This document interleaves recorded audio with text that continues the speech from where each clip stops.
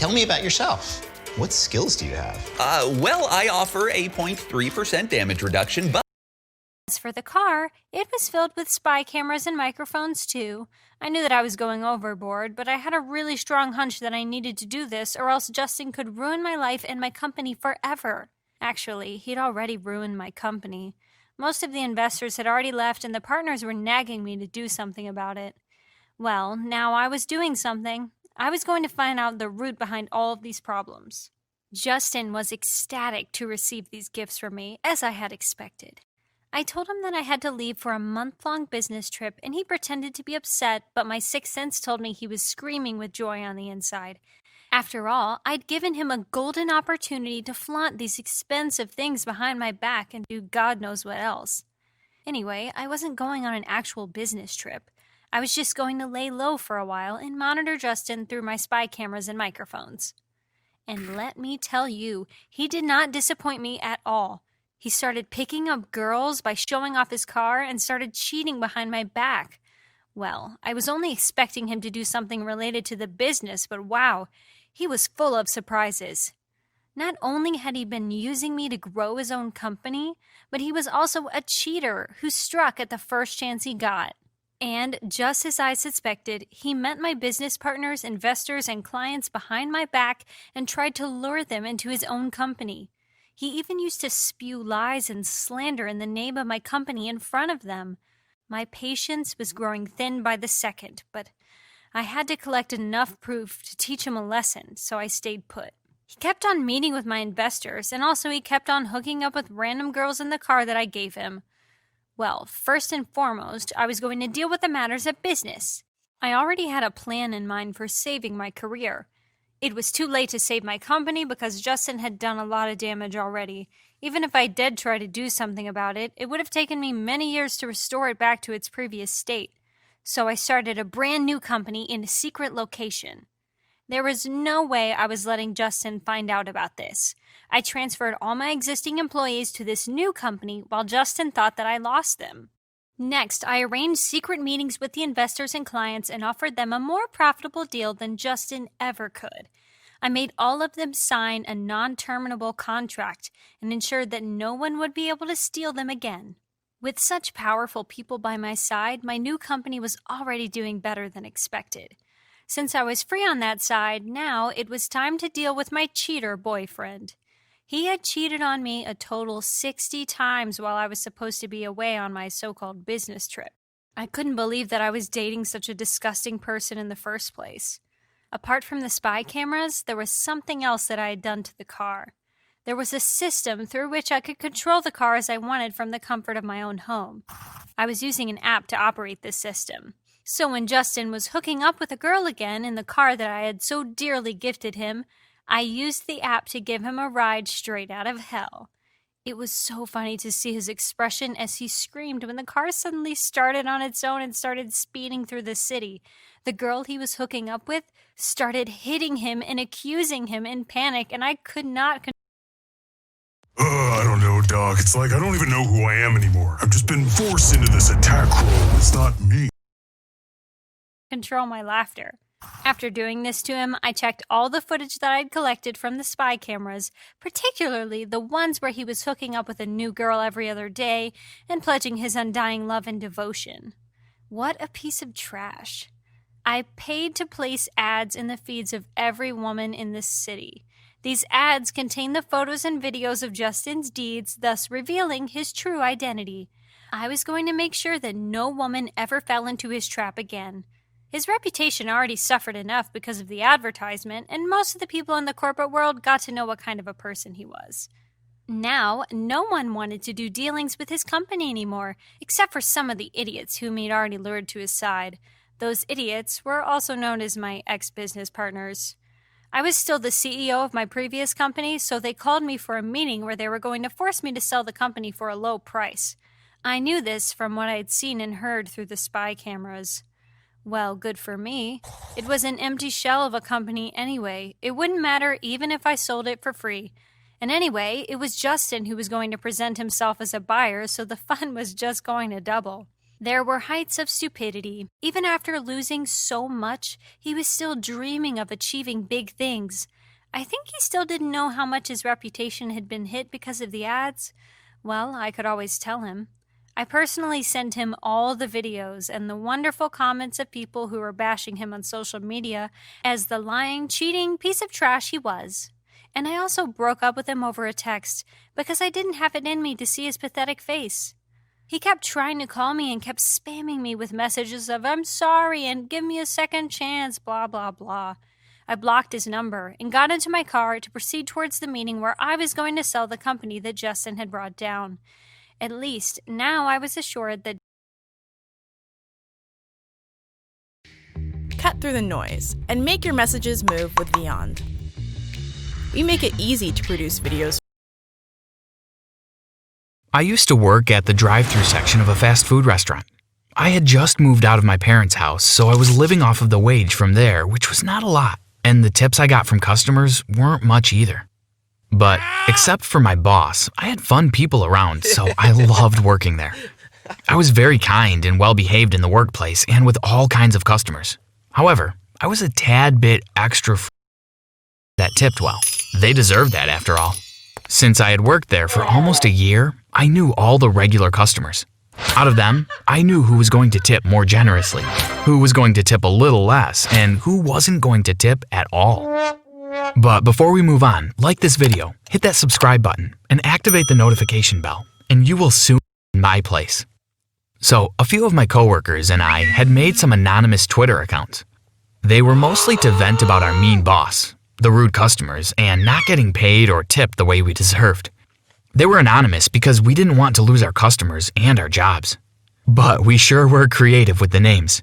We had come up with usernames like @TheBurgerBoy for me, and some of my coworkers were @CoolCoffee, @FreshOutOfPot, @BestBuns, which were really funny names. It was really obvious that those handles were harmless, just for fun, and for stress relief after a hectic day at work. One day, one of my coworkers, Ray, asked me to cover his night shift as he had some emergency at home. I wasn't very pumped about it, but I would be getting some extra cash, so I agreed to do it. Since I'd never taken a night shift, it was my first time, and I had no idea what it was like. But I knew there wouldn't be many orders coming in as there was only one worker in the night shift, so I was alone. So the boring night began, and it went on being more and more boring as time passed. No customers came in for almost 2 hours, so I just killed my time playing video games on my phone. But then I heard a car coming into the drive-thru, so I got ready to serve the customer. I looked through the computer to see what kind of car was coming, and it looked like some fancy vintage car. Everyone wants to make an impact, a serious, lasting impact which shakes the ground. I stopped at the speaker and a man spoke. "Can I have 5 cheeseburgers, please?" he said. "Sure. Anything else you'd like?" I asked. "That's all," he said, and started driving towards the window, so I quickly prepared the 5 cheeseburgers. I got the order ready and got to the window, and the car was already there. Inside was a middle-aged man dressed very well in a suit and coat, looking very rich. So I gave him his order and he paid me in cash, but then he did something that completely disappointed me. He did tip me, but he tipped me 99 cents. 3 quarters, 1 dime, 2 nickels, and 4 pennies to be exact. And he did that with a huge smile and said, "Here's your tip," and left. I honestly was so confused, thinking whether he was mocking me or was crazy, and thought that 99 cents was a lot. Since I was so disappointed with my first and only tip of the night, I went to Twitter to vent about it as usual. So I spread out the coins in my hand and took a picture of them on my phone. Then I uploaded the picture on my Twitter with the caption, "Disappointing night, at least the coins are pretty." Because there were some unique coins I had never seen before, like the nickel. It was not the regular nickel. After that, my phone died since I had no battery because I played games most throughout the night.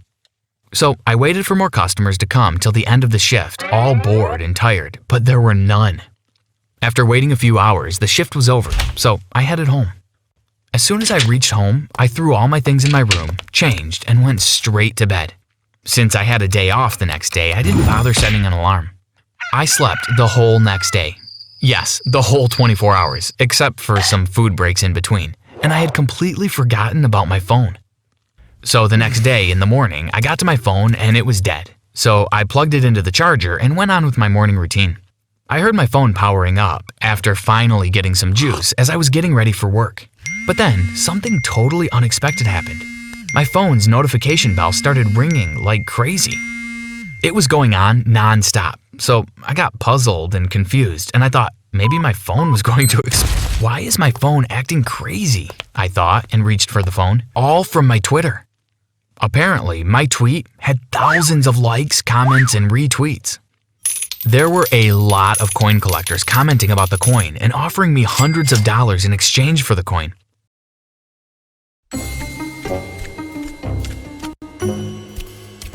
Hundreds and up to $1,000 for the coin.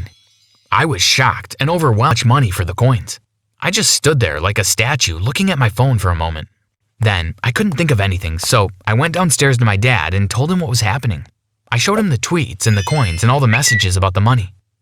My father took a look at the coins and said, "I don't know, this one sure looks unusual," pointing at the nickel. "I suggest you take it to the museum and let them have a look," he continued talking after he was done looking at the coins. But I was getting late for work, so I took the coins back from him and said, "Let's talk about this later," and then ran off.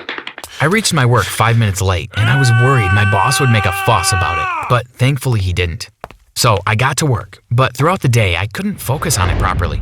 I was only thinking about the 99 cents in my pocket and all the money people were offering for them. Because of that, I was continuously making small mistakes, which my supervisor noticed. "Are you okay?" he asked me, thinking maybe I was unwell. "I'm just not feeling very good health-wise," I replied, but we all know that was a big fat lie. But the supervisor believed it and asked me to get off of work early and get some rest at home. So I got off work as he had said, but I didn't go home to rest. Instead, I drove directly all the way to the museum to consult about the 99 cents. I went in and talked to the woman at the reception, and she pointed me to the direction of the expert in the matter. So I went inside the office and showed the expert the coins. He went through each coin one by one, and after a moment of pause, he started to speak. "These coins are worthless," he said, and my heart sunk, as I had expected somewhere deep in my heart that the coins were going to make me rich. But then he continued speaking. "I'm sorry, I meant most of these coins are worthless, except for this one," he said, and held a nickel in his hand. He told me that the nickel was an 1867 shield nickel, which was worth $130,000. I was shocked by hearing that a tiny nickel would be worth $100,000, and I felt like I was going to faint. So I excused myself and immediately called my dad and told him the news from the museum. After hearing that, my dad rushed to the museum because I needed him there since everything that was happening was not very easy to process. After that, we walked some more with the museum and learned about rare coins. Then, the museum offered to buy the coin from us since they didn't have that one with them. They were ready to give us $130,000 for the coin. So we told them that we would be more than happy to sell it as we were not going to do anything else with it anyway. I mean, maybe if opening a museum for a single coin was a thing, we would have done that, but we thought it was sensible that we sell it to the museum. It would be more secure than selling it to some random guy on the internet. So we sold it and the museum gave us the money as promised, and suddenly I was rich. For a few days, I couldn't believe that I got rich from 99 cents. But the news traveled fast, and I was on the front page of every local newspaper. I also got an interview where I thanked the person who tipped me those coins. And I didn't forget about my coworkers. I gave all 5 of my coworkers and my supervisor $1,000 each, as they deserved it for all the hard work they did. However, I didn't give any to my boss because he was a mean bully to us at work and would never give us a raise. After that, I started investing my money in buying shares and dividends of multiple companies, as my dad suggested it would be a wise use for the money. I also used it to open a new business of my own, as I gave up the job at the drive-thru, so I needed something to do for work during the day.